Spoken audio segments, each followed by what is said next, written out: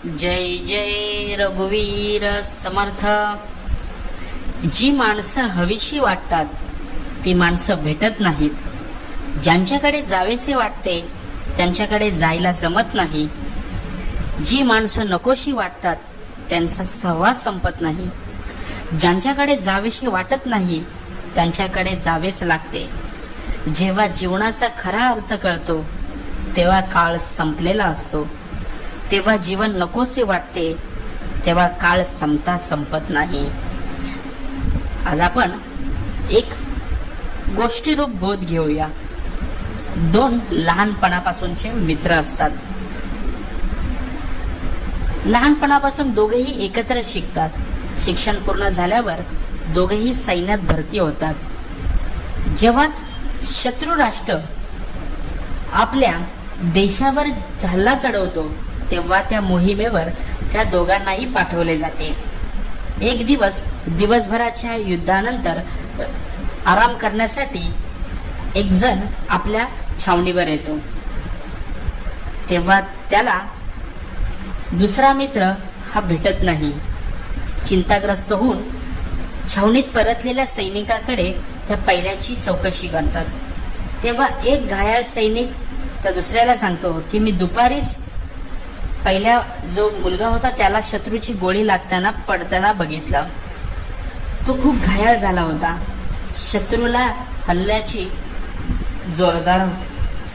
त्यामुळे आम्हाला त्याच्याकडे लक्ष देता आले नाही. आम्हाला तिथेच सोडून शत्रूवर हल्ला चढवण्यासाठी आगेकूच करावी लागली. पण छावणीत तो अमर कधीच परतला नाही. याचा अर्थ अमर बहुतेक शहीद झाला असेल. हे ऐकताच विक्रम हातात कंदील घेऊन शोधायला लागतो. आणि छावणीच्या बाहेर घनदाट जंगल असते आणि त्यात ती अमावस्येची रात्र असते. सर्व सैनिक विक्रमला भावनांच्या आहारी न जाण्याचा सल्ला देतात.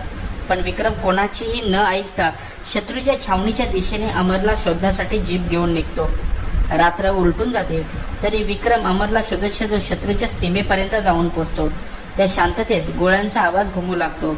छावणीतील सर्वांना वाटते की अमरच्या नादात विक्रमही जीव गमावून बसला असेल.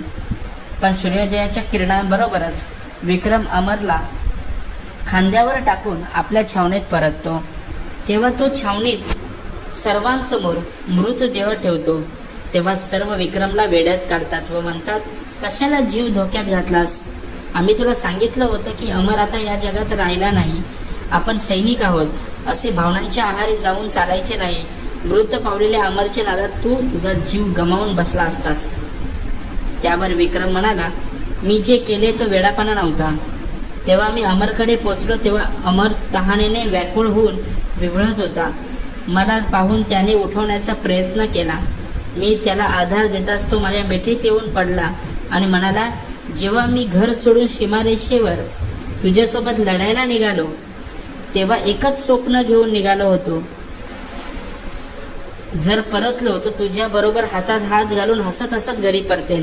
पण जर लढता लढता शहीद झालो तर तुझ्या मिठीत मरेन. माझे स्वप्न पूर्ण झाले विक्रम. मी तुझा खूप आभारी आहे. तू माझे स्वप्न पूर्ण केलेस. असे म्हणून अमरने माझ्या मिठीतच प्राण सोडले. तो विवळत घायाळ होऊन फक्त काय माझी वाट पाहत थांबून राहिला होता. जी माणसं हवीशी वाटतात ती